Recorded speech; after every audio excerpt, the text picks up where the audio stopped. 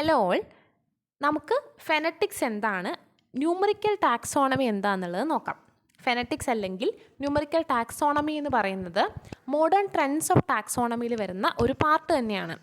Phonetics എന്ന ടേമിൻ്റെ വേറെ different ആയിട്ടുള്ള നെയിമുകളാണ് phenetic classification, phenetic taxonomy, numerical taxonomy എന്നൊക്കെ പറയുന്നത്. അപ്പോൾ ന്യൂമറിക്കൽ ടാക്സോണമിയും ഫെനറ്റിക്സ് എന്ന് പറയുന്നതും കോമൺ ആയിട്ടുള്ള ഒരേ ഒരു കാര്യം തന്നെയാണ്. അപ്പോൾ എന്താണ് ഫെനറ്റിക്സ് എന്ന് പറഞ്ഞിട്ടുണ്ടെങ്കിൽ, ഫെനറ്റിക്സ് എന്ന് പറയുന്നത് ടാക്സോണമി തന്നെയാണ്. അവിടെ ഓർഗാനിസത്തിൻ്റെ ക്ലാസിഫിക്കേഷൻ തന്നെയാണ് ചെയ്യുന്നത്. പക്ഷേ ഇവിടുത്തെ ഒരു പ്രത്യേകത എന്താണെന്ന് വെച്ചിട്ടുണ്ടെങ്കിൽ, ഫെനറ്റിക്സിൽ ഫീനോടൈപ്പിക് സിമിലാരിറ്റീസ് ഓർ ഡിഫറൻസസിൻ്റെ ബേസിസിലാണ് ക്ലാസിഫിക്കേഷൻ നടത്തുന്നത്. എന്താണ് ഫീനോടൈപ്പിക് സിമിലാരിറ്റീസ് എന്ന് ഉദ്ദേശിക്കുന്നത്? നമുക്ക് പുറത്തുനിന്ന് ഒബ്സർവ് ചെയ്യുമ്പോൾ മനസ്സിലാക്കാൻ പറ്റുന്ന ഫീച്ചേഴ്സിനെയാണ് ഫീനോടൈപ്പിക് സിമിലാരിറ്റീസ് അല്ലെങ്കിൽ ഫീനോടൈപ്പിക് ഡിഫറൻസസ് എന്ന് വിളിക്കുന്നത്.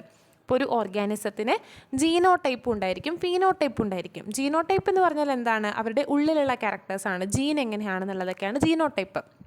പക്ഷേ ഫീനോടൈപ്പ് എന്ന് പറഞ്ഞു കഴിഞ്ഞാൽ നമുക്ക് പ്രത്യേകിച്ച് ഒബ്സർവ് ചെയ്താൽ നമുക്ക് മനസ്സിലാക്കാനായിട്ട് പറ്റും. പുറത്തുനിന്ന് കാണാൻ പറ്റുന്ന ഫീച്ചേഴ്സാണ് ഫീനോടൈപ്പിക് ആയിട്ടുള്ള ഫീച്ചേഴ്സ്. ഫീനോടൈപ്പിക് ആയിട്ടുള്ള സിമിലാരിറ്റീസിനെയും ഡിഫറൻസസിനെയും ബേസിസിൽ ഓർഗാനിസത്തിനെ ക്ലാസിഫൈ ചെയ്യുന്നതിനെയാണ് ന്യൂമറിക്കൽ ടാക്സോണമി അല്ലെങ്കിൽ ഫെനറ്റിക്സ് എന്ന് വിളിക്കുന്നത്. ഇവിടെ similarities due to evolutionary relationship നമ്മൾ കൺസിഡർ ചെയ്യുന്നില്ല. എവല്യൂഷണറി റിലേഷൻഷിപ്പ് കാരണം ഉണ്ടാകുന്ന സിമിലാരിറ്റീസിനെ കൺസിഡർ ചെയ്യുന്നില്ല. അപ്പോൾ അതുകൊണ്ട് തന്നെ എവല്യൂഷനായിട്ട് ഇതിന് ബന്ധമില്ല, എവല്യൂഷനായിട്ട് റിലേറ്റ് ചെയ്തിട്ടുള്ള ക്ലാസിഫിക്കേഷൻ സിസ്റ്റം അല്ല. അതുകൊണ്ട് തന്നെ ഈ ഒരു സിസ്റ്റം എന്ന് പറയുന്നത് കുറച്ചുകൂടി ഔട്ട്ഡേറ്റഡ് ആണ്.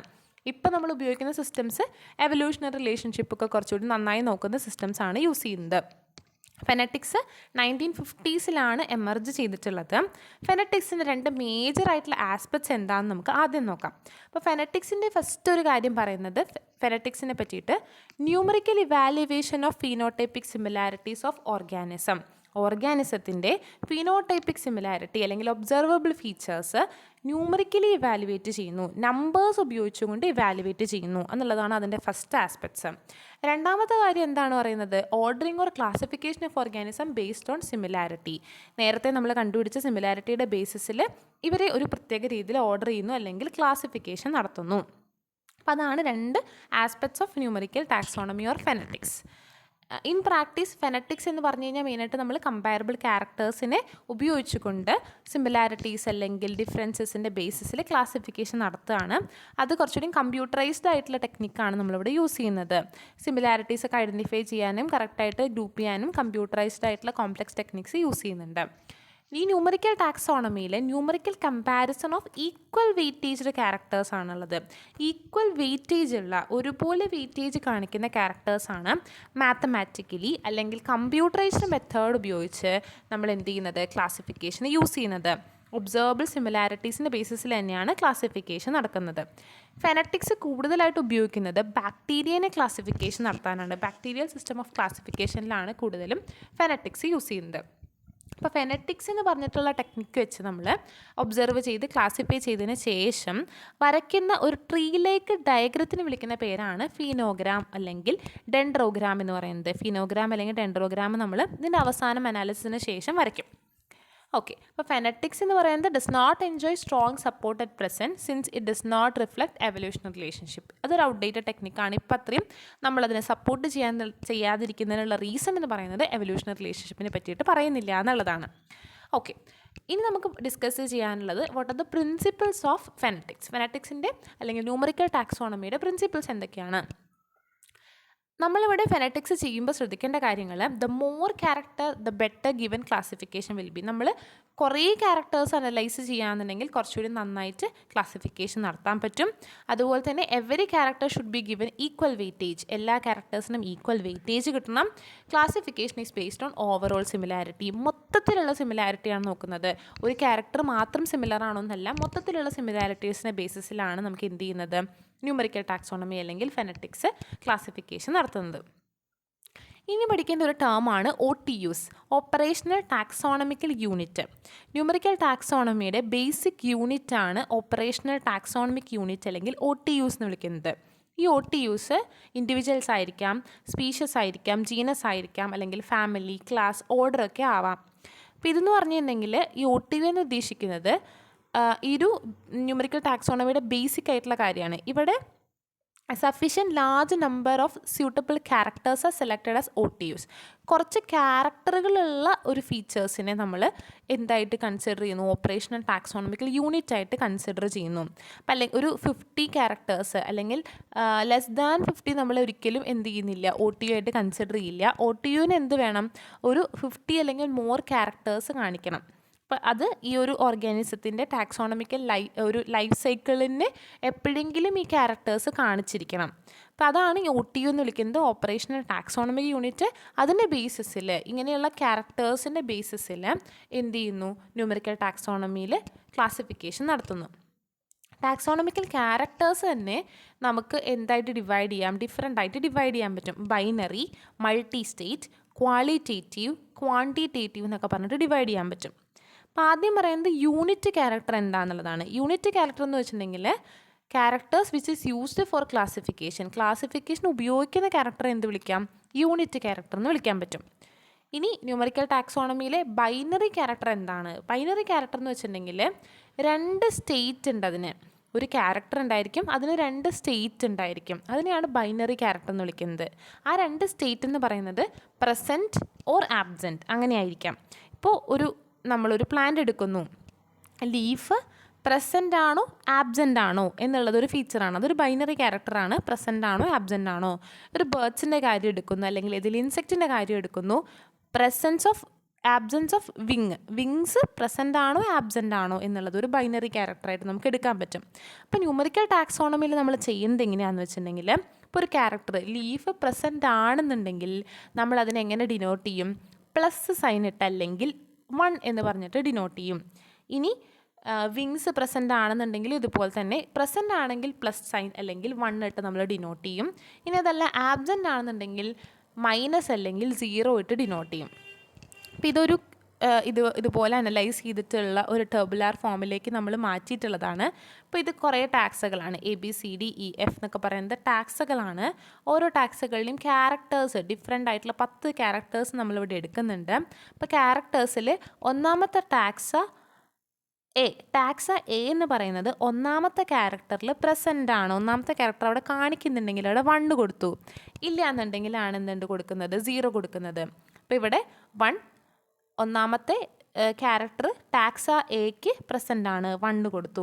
2ന് പ്രസൻ്റ് ആണ്, വീണ്ടും 1 കൊടുത്തു. മൂന്നാമത്തെ ക്യാരക്ടറും എക്ക് പ്രസൻ്റ് ആണ്, 1 കൊടുത്തു. 4ാമത്തെ ക്യാരക്ടർ പ്രസൻ്റ് ആണ്, 5ാമത്തെ ക്യാരക്ടറും പ്രസൻ്റ് ആണ്, 6ാമത്തെ ക്യാരക്ടർ പ്രസൻ്റ് ആണ്. പക്ഷേ 7ാമത്തെ ക്യാരക്ടർ എന്താണ്, 0 ആണ്, അത് ആബ്സെൻ്റ് ആണ്. 8ാമത്തെ ക്യാരക്ടർ പ്രസൻ്റ് ആണ്, 9ാമത്തെയും പ്രസൻ്റ് ആണ്, പക്ഷേ 10ാമത്തെ ക്യാരക്ടർ 0 ആണ്, അത് ആബ്സെൻ്റ് ആണ്. അപ്പോൾ നമുക്ക് ഈ 1ന് പകരം എന്ത് ഉപയോഗിക്കാം, പ്ലസ് ഉപയോഗിക്കാം, 0ക്ക് പകരം മൈനസ് ഉപയോഗിക്കാം.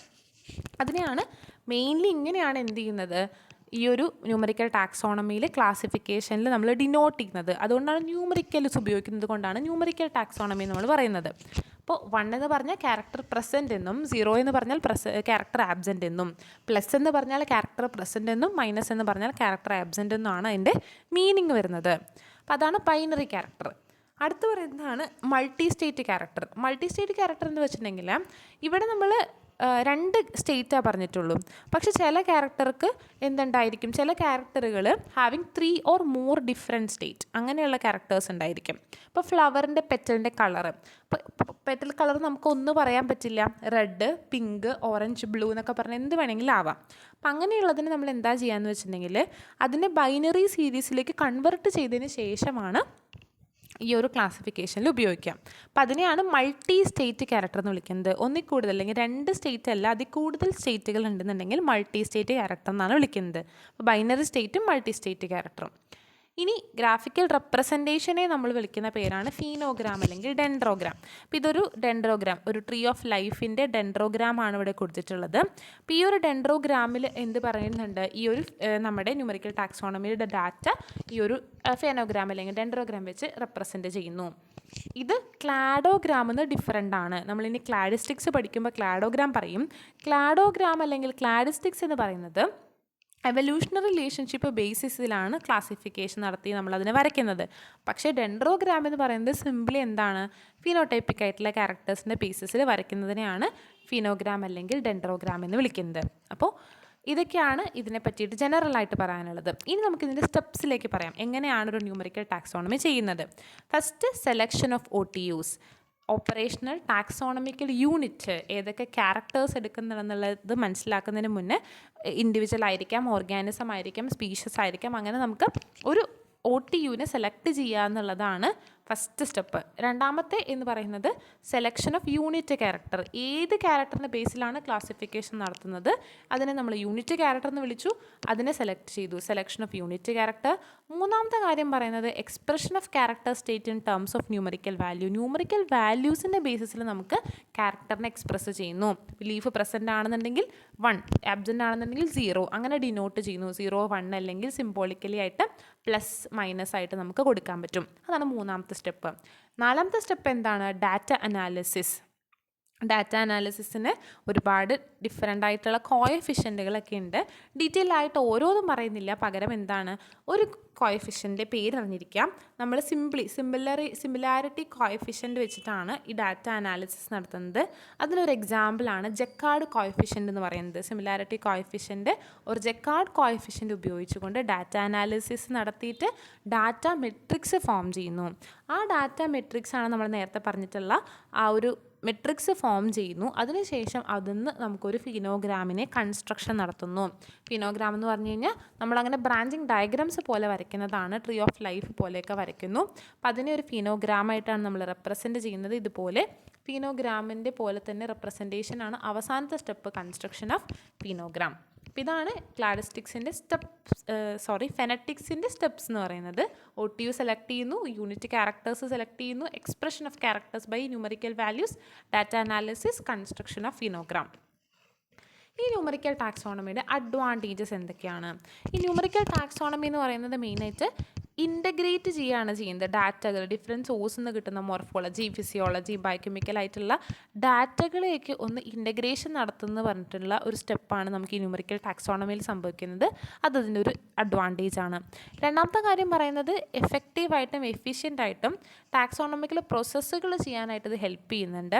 കാരണം എന്താണെന്ന് വെച്ചിട്ടുണ്ടെങ്കിൽ ഇവിടെ നമ്മൾ 1, 0 എന്നിടുക എന്നുള്ളൊരു സ്റ്റെപ്പ് മാത്രമാണ് ഇവിടെ നടക്കുന്നുള്ളൂ. അതുകൊണ്ട് തന്നെ വളരെ സ്കില്ലധികം ഇല്ലാത്ത ആൾക്കാർക്ക് പോലും ഈ ഒരു ടാക്സോണമിക്കൽ വർക്ക് ചെയ്യാനായിട്ട് പറ്റും. പിന്നെ ഈ ഡാറ്റ കോഡ് ചെയ്യുന്നത് ന്യൂമറിക്കൽ ഫോമിലായതുകൊണ്ട് തന്നെ ഇതിനെ ഇലക്ട്രോണിക്കൽ ഡാറ്റ പ്രോസസ്സിംഗ് സിസ്റ്റത്തിലേക്ക് മാറ്റാനായിട്ട് എളുപ്പമാണ്. അതായത് ഒരു ടാക്സോണമിക്കൽ ഇൻസ്റ്റിറ്റ്യൂഷനിൽ ഇലക്ട്രോണിക്കൽ ഡാറ്റ പ്രോസസ്സിംഗ് സിസ്റ്റം ഉപയോഗിച്ച് ഈ ന്യൂമറിക്കൽ ഫോമിനെ നമുക്ക് ഉപയോഗിക്കാൻ പറ്റും. അപ്പോൾ അതായത് ഇവിടെ 0, 1 എന്നൊക്കെ അല്ലേ നമ്മൾ മാർക്ക് ചെയ്ത് വെക്കുന്നത്. കമ്പ്യൂട്ടറിൻ്റെ ലാംഗ്വേജ് എന്ന് പറയുന്നതും ബൈനറിയാണ്. ഇതുപോലെയാണ് കമ്പ്യൂട്ടറിൻ്റെയും ഒരു ലാംഗ്വേജ് എന്ന് പറയുന്നത്. അപ്പോൾ അതുകൊണ്ട് തന്നെ ഇലക്ട്രോണിക്കൽ ഡാറ്റ പ്രോസസ്സിംഗ് സിസ്റ്റം വഴി നമുക്കതിനെ മാറ്റിക്കഴിഞ്ഞാൽ പെട്ടെന്ന് നമുക്ക് ഡിസ്ക്രിപ്ഷൻസ്, കീസ്, കാറ്റലോഗ്, മാപ്പ്, ഡോക്യുമെൻറ്റ്സ് ഒക്കെ ഫോം ചെയ്യാനായിട്ട് പറ്റും. പിന്നെ ഇത് കുറച്ചുകൂടി ക്വാണ്ടിറ്റേറ്റീവ് ആയിട്ടുള്ള മെത്തേഡാണ്. കൺവെൻഷണൽ മെത്തേഡിനേക്കാളും കുറച്ചുകൂടി നമുക്ക് classification key that can be obtained by conventional method അതിനേക്കാളും കുറച്ചുകൂടി ബെറ്റർ ആയിരിക്കും. കുറച്ചുകൂടി നമ്മൾ സിസ്റ്റമാറ്റിക്കായിട്ട് ചെയ്യുന്നത് കൊണ്ടും ക്വാണ്ടിറ്റേറ്റീവായിട്ട് ചെയ്യുന്നത് കൊണ്ടും കുറച്ചുകൂടി ബെറ്റർ റിസൾട്ട്സ് കിട്ടും. പിന്നെ ഇമ്പോർട്ടൻ്റ് ആയിട്ടുള്ളൊരു അഡ്വാൻറ്റേജ് എന്ന് പറയുന്നത് re examination of the principle of taxonomy and the purpose of classification.